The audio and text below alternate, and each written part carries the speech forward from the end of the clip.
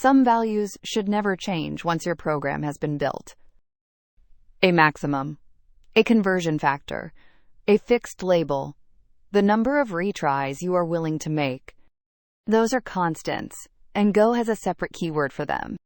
Then we will meet iota, which is a small piece of Go that does something genuinely clever with very little typing. It looks exactly like var, with one word changed. Const instead of var, and that is very nearly the whole syntax. Print them, and they behave like any other value. The difference is what happens if you try to change one. Assign to a constant anywhere in your program, and it will not build. The compiler simply refuses. And there is a second restriction, which is more interesting. A constant can only hold something the compiler can work out for itself, up front, while it is compiling.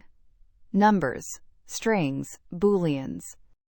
So you cannot make a constant out of the current time, or a value read from a file, or anything else that is only known once the program is actually running. Those have to be variables. Which raises a fair question. Var already works. Why learn a second keyword? The first reason is intent.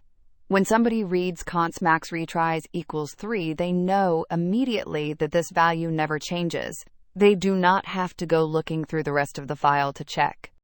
The second reason is that the compiler enforces it. Intent that is only a comment can be broken. Intent that the compiler checks cannot. And the third is that it costs nothing. A constant is baked directly into the code that uses it. There is no variable sitting in memory to be read. So the habit worth building is simple. If a value should not change, say so.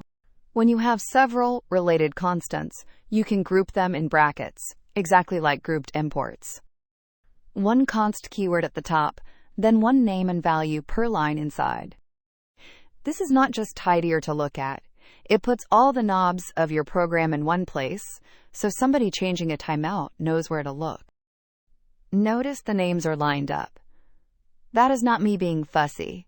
That is what Go FMT does automatically, and every Go code base in the world looks like this.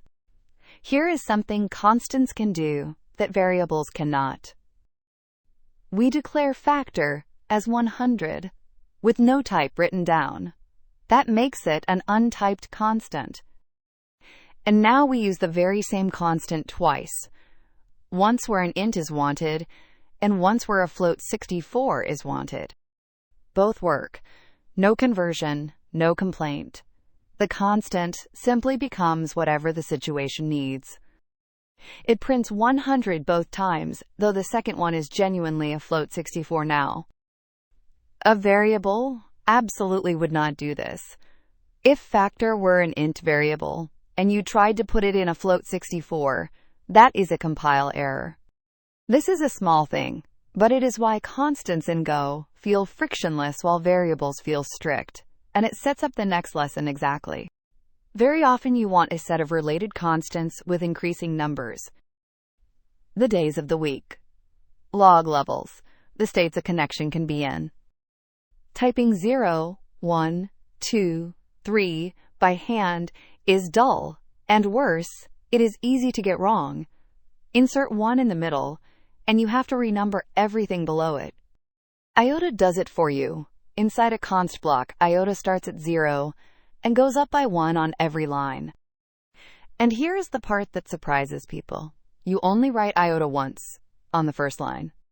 Every line after, it repeats the previous expression, with iota 1 higher. So Monday is iota, Tuesday is iota, Wednesday is iota. They just are not written out.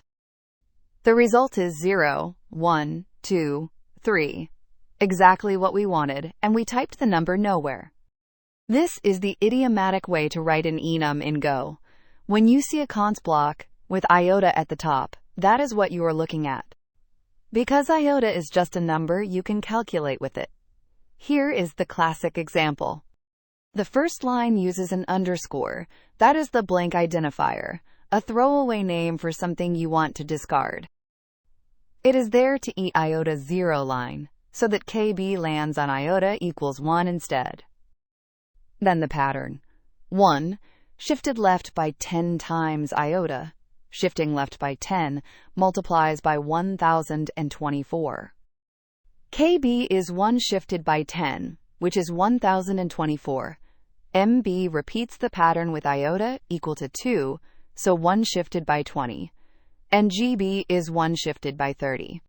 3 lines of pattern, and we have kilobytes, megabytes, and gigabytes exactly right, with no chance of a typo in a long number. You will not write this every day, but when you meet it in somebody else's code, and you will, now you can read it. If iota only half made sense, here is the sentence to hold on to. You write iota once, and every line below it repeats the whole pattern, with the next number. That is why a bare Monday on its own line quietly means equals iota. The line above it set the pattern, and Monday is just following it. 4 things worth keeping.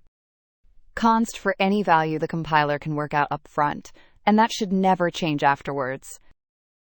An untyped constant slots into whatever numeric type the situation needs, which variables cannot do. Iota numbers a const block from 0, 1 step per line, and you only write it once. And the underscore is the blank identifier. It means, there's a value here, and I am deliberately throwing it away. You will see that underscore constantly in Go, and this is the first of many places it shows up. Your turn. Define 3 log-level constants using iota. Info, warning, and error, starting at 0. Then print them. Pause and write it. Here is the answer, and it is shorter than you might expect. Info equals iota, which is 0. Then warning and error on their own lines, repeating the pattern, giving 1 and 2. 3 constants, and the only number we typed was the one that iota gave us for free. And if you later needed a debug level above info, you would insert 1 line, and everything below would renumber itself. That is the real payoff. That is constants in Go. Const, when a value is known up front and should stay put, grouped in a block when they belong together.